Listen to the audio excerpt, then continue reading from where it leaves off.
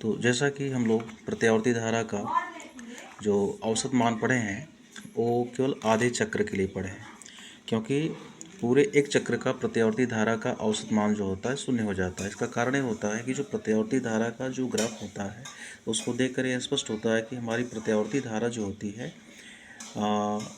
अपने neutral point से जितना वैल्यू मतलब एक दिशा में प्रवाहित होती है उतना ही अपने अपोजिट दिशा में प्रवाहित होती है। इसका मतलब एक बार टोटल वैल्यू मतलब धनात्मक मिलता है तो उतना ही टोटल वैल्यू विपरीत डायरेक्शन में ऋणात्मक मिलता है। इसलिए पूरे एक साइकिल का जो औसत मान होता है वो जीरो होता है। इसलिए हम लोग जो मीन वैल्यू है वो आधे चक्र का पढ़े हैं। मीन वैल्यू आपको पता होगा कि मीन वैल्यू में हम लोग पढ़े थे कि ये जो प्रत्यावर्ती धारा का जो मीन वैल्यू होता है वो शिखर मान का कितना होता है 2/π गुना होता है। ठीक है, लेकिन आज हम लोग प्रत्यावर्ती धारा का क्या बोलते हैं माध्य मान नहीं बल्कि हम लोग पढ़ने जा रहे हैं प्रत्यावर्ती धारा का वर्ग माध्य मूल मान। मतलब इसका ये होता है कि प्रत्यावर्ती धारा का अगर हम लोग जैसे प्लस संख्या हो चाहे माइनस संख्या हो, अगर हम उसका स्क्वायर करते हैं तो टोटल संख्या प्लस ही प्राप्त होती है। इसलिए प्रत्यावर्ती धारा को अगर हम लोग वर्ग करके जोड़ते हैं तो चाहे उसका कितना ही बार अगर वैल्यू वर्ग करके जोड़ें तो उसका टोटल वैल्यू शून्य नहीं आ पाएगा, क्योंकि निगेटिव ही नहीं कहीं मिल पाएगा। इसलिए हम लोग क्या करते हैं कि यहाँ प्रत्यावर्ती धारा का वर्ग माध्य मूल मतलब प्रत्यावर्ती धारा का हम लोग क्या करेंगे, पहले वर्ग करेंगे, उसके बाद औसत निकालेंगे, फिर उसके बाद हम लोग उसका रूट निकालेंगे। इसको हम लोग कोड में बोलते हैं IRMS। जैसा फिगर देख रहे हैं IRMS। आई का मतलब अल्टरनेटिव करंट हो गया, आर का मतलब रूट हो गया, एम का मतलब मीन हो गया और एस का मतलब स्क्वायर, मतलब रूट मीन स्क्वायर। मतलब इसको हम बोलते हैं प्रत्यावर्ती धारा का वर्ग माध्य मूल मान।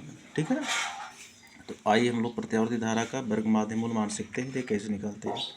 तो प्रत्यावर्ती धारा का जो यहाँ पर जो हेडलाइन लिखा गया है प्रत्यावर्ती धारा का वर्ग माध्य मूल मान, इसके ही जैसा मैंने इसका मतलब हेडलाइन है वैसा इसका कोड बनाया गया है IRMS मतलब प्रत्यावर्ती धारा का रूट मीन स्क्वायर। अब प्रत्यावर्ती धारा का रूट मीन स्क्वायर तो ये तो सिंबल हो गया, बट इसको हम एक्सप्रेस कैसे करेंगे। एक्सप्रेस करने के लिए देखिए यहाँ पर प्रत्यावर्ती धारा का ये वर्ग लिखा गया है। ठीक है, प्रत्यावर्ती धारा के वर्ग का औसत लिखा गया है, फिर औसत का रूट लिखा गया है। ठीक है, तो यहाँ पर तीनों चीज़ मिल रहा है। ठीक है, यहाँ रूट भी मिल रहा है। ठीक है, जैसा कि आप देख रहे हैं आर। ठीक है, इसके बाद औसत मतलब मीन मिल रहा है और इसके बाद स्क्वायर भी मिल रहा है।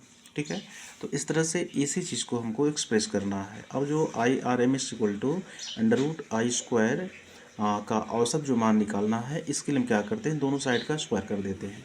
दोनों साइड का स्क्वायर करेंगे तो इधर देखिए स्क्वायर लग गया है और इधर स्क्वायर करने से जो रूट है वो ख़त्म हो गया है। अब इसे देख रहे हैं फिगर में रूट ख़त्म हो गया है। अब इसमें जो हम लोग प्रत्यावर्ती धारा है, ठीक है, उसका औसत मान निकालने के लिए हम क्या करते हैं आंकड़ों का योग करते हैं। तो आंकड़ों का योग का मतलब हमारा जो अल्टरनेटिंग करंट है वो 0 टाइम से लेकर के, ठीक है, 0 टाइम से लेकर पूरा T टाइम तक मतलब कितना बार शून्य से मतलब बढ़ते बढ़ते मैक्सिमम हुआ है, फिर घटते घटते 0 हुआ है, फिर विपरीत दिशा में बढ़ते बढ़ते मैक्सिमम हुआ है, फिर घटकर शून्य हुआ है। तो इस तरह से हर एक स्टेप का हम लोग क्या करते हैं एडिशन लेते हैं। तो इसलिए एडिशन लेने के लिए हम क्या कर रहे हैं कि 0 से T टाइम तक का इंटीग्रेशन कर रहे हैं। 0 से T टाइम का इंटीग्रेशन करके इसका टोटल जो है 0 से T समय तक जितना अल्टरनेटिव करेंट क्या बोलते हैं प्राप्त हुआ है उन सब का हम लोग सम निकाल रहे हैं, मतलब जोड़ निकाल रहे हैं। तो आप जैसे जानते हैं कि समाकलन का मतलब होता है टोटल का मतलब जोड़। ठीक है, तो यहाँ पर हो गया ये आंकड़ों का योग, जैसा कि औसत बराबर पढ़े हम लोग आंकड़ों का योग बटे आंकड़ों की संख्या। तो हमारी जो प्रत्यावर्ती धारा है वो 0 से T टाइम के बीच मतलब बदल रही है। तो जितना मतलब उसका वैल्यू प्राप्त हुआ है सभी का मैंने इंटीग्रेशन करके सम निकाल दिया है और उसके पॉइंट में हम लोग जितना टाइम लगा है वो आंकड़ों की संख्या है और उसी से मैंने डिवाइड कर दिया। इसका मतलब साफ स्पष्ट है कि जो औसत बराबर पढ़े हैं आंकड़ों का योग इंटीग्रेशन मतलब आंकड़ों का योग बटे यहाँ पर टोटल समय मतलब आंकड़ों की संख्या होगी।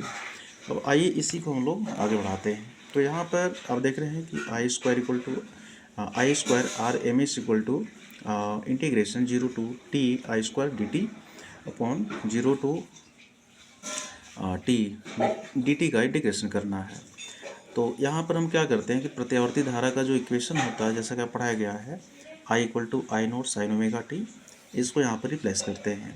तो मैंने यहाँ पर आई के स्थान पर आई नॉट साइन ओमेगा टी जो है रिप्लेस कर दिया, और जैसा कि यहाँ पर स्क्वायर है इसलिए टोटल जो वैल्यू है इस पर क्या आ जाएगा, स्क्वायर आ जाएगा, इसलिए ये बन गया आई नॉट का square sine square omega T D T. और यहाँ पर जो है सेम वैल्यू आप देख रहे हैं लिखा हुआ है, यहाँ पर आई स्क्वायर को बाहर कर लिया गया, ठीक है। बाहर करने के बाद जो साइन स्क्वायर ओमेगा टी बचा है इसका मैंने फार्मूला लगा दिया। कौन सा फार्मूला, तो कास्ट टू थीटा का जो फार्मूला होता है, कास्ट टू थीटा का जैसे कि आप फार्मूला आप जानते होंगे, उसी कास्ट टू थीटा के फार्मूला में से साइन स्क्वायर थीटा का फार्मूला में निकाल लिया, ठीक है। तो साइन स्क्वायर थीटा का डायरेक्ट फार्मूला लग गया। साइन स्क्वायर थीटा का जैसा होता है sine square theta equal to 1 minus cos two theta upon 2 होता है। तो sine square theta equal to 1 minus cos two theta upon 2 होता है। ठीक वैसे ही साइन स्क्वायर ओमेगा टी को हम लिख रहे हैं 1 minus cos two omega T upon 2।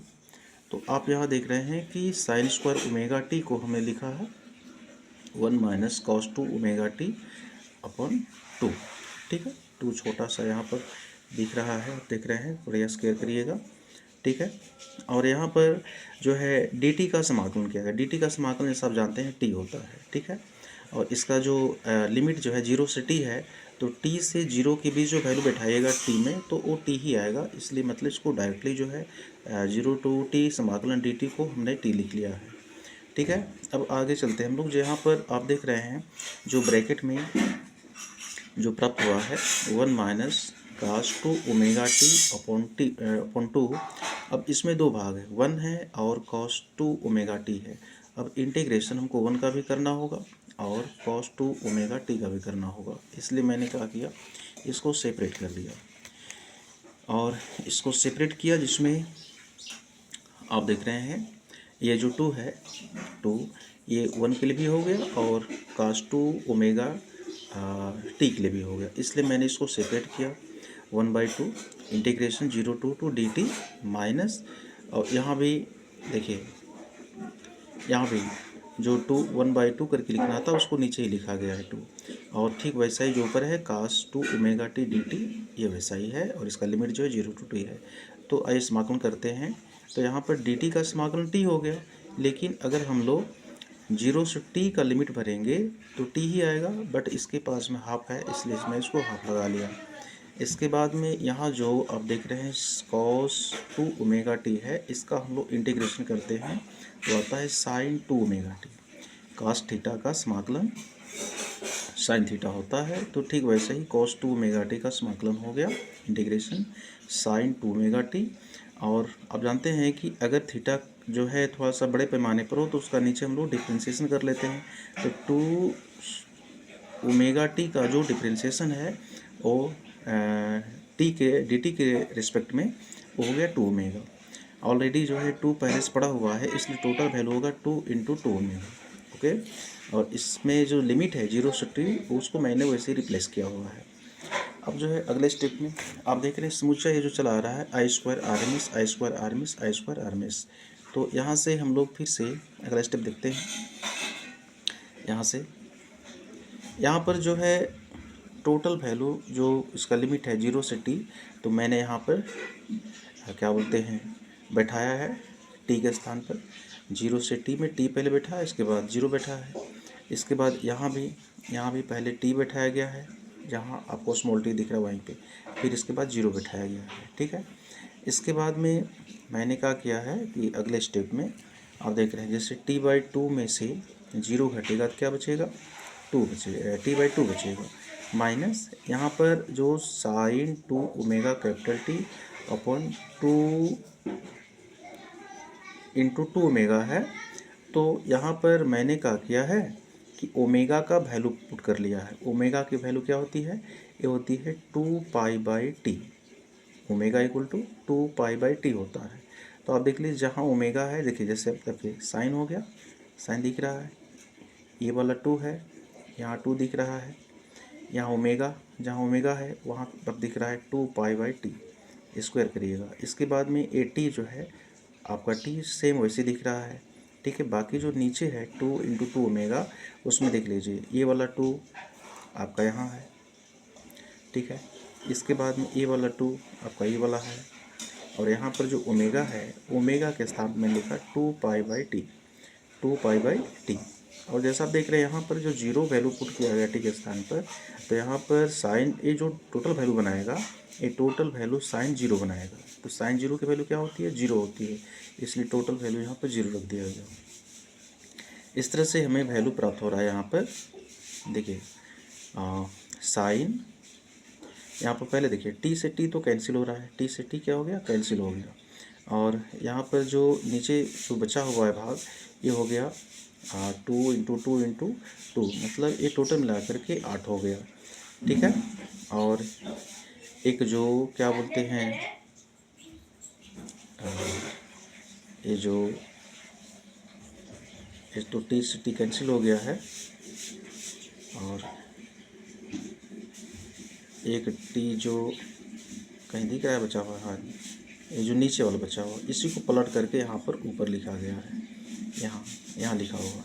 तो ये टोटल वैल्यू हो गया साइन 2 2 जा 4, मतलब 4 पाई, ठीक है। और ये हो गया क्या बोलते हैं टी बाई 4 8 पाई, मतलब ये 2 दूना 4 4 दूना 8, ठीक है। तो ये जो नीचे टी दिख रहा है, इसी को पलट करके यहाँ ऊपर लिखा गया है। और टोटल के बटे वाला जो टी है वो तो सेम जहाँ है वैसे लिखा गया है। तो इस प्रकार से अब हम इसका मतलब क्या बोलते हैं, यहाँ थोड़ा सा देखते हैं। यहाँ पर I square R M S equal to, यहाँ देखिए यहाँ पर जो आप देख रहे हैं साइन 4 पाई, साइन 4 पाई का भी वैल्यू जीरो कितना होता है? साइन 4 पाई का भी वैल्यू जीरो होता है। तो साइन 4 पाई का वैल्यू जीरो हो गया।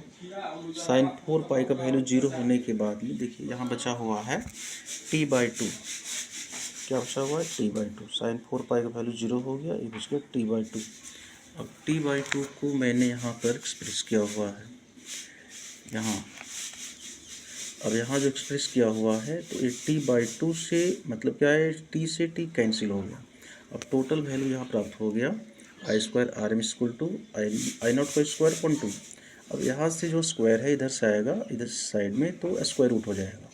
आई नॉट का स्क्वायर जो करेंगे हम लोग, इसका पहले से स्क्वायर रूट है, तो आई नॉट का स्क्वायर का रूट है, इसलिए यहाँ से रूट जो है इसका गायब हो जाएगा और बच गया आई नॉट अपॉन रूट 2, ठीक है। तो इस प्रकार से हमें प्रत्यावर्ती धारा का जो वर्ग माध्यमूल मान प्राप्त हुआ है, मतलब आई आर एम एस, मतलब आई का रूट मीन स्क्वायर जो वैल्यू प्राप्त हुआ है, वो शिखर मान का 1/√2 गुना प्राप्त होता है, ठीक है। कितना प्राप्त होता है? शिखर मान का 1/√2 गुना प्राप्त होता है। अगर हम लोग 1 में √2 का डिवाइड करते हैं, तो ये टोटल वैल्यू आता है 0.707। मतलब इससे भी हम इसको दूसरे तरह से कह सकते हैं कि प्रत्यावर्ती धारा का जो वर्ग माध्यमूल मान होता है, मतलब रूट मीन स्क्वायर होता है, वो शिखर मान का कितना होता है? तो 0.707 गुना होता है। तो इस तरह से मैंने यहाँ लिख दिया है कि प्रत्यावर्ती धारा का वर्ग माध्यमूल मान, मतलब IRMS जो होता है शिखर मान का कितना होता है? 1/√2 गुना होता है, या 0.707 गुना होता है। ठीक इसी प्रकार से इसे प्रत्यावर्ती धारा है, उसी प्रकार से इसका वोल्टेज भी चलता है। तो जैसे आप प्रत्यावर्ती धारा को आपने लिखा है IRMS इक्वल टू I0/√2 या IRMS इक्वल टू 0.707 I0, ठीक उसी प्रकार से आप प्रत्यावर्ती वोल्टेज को लिख सकते हैं VRMS। कोड में क्या लिख सकते हैं?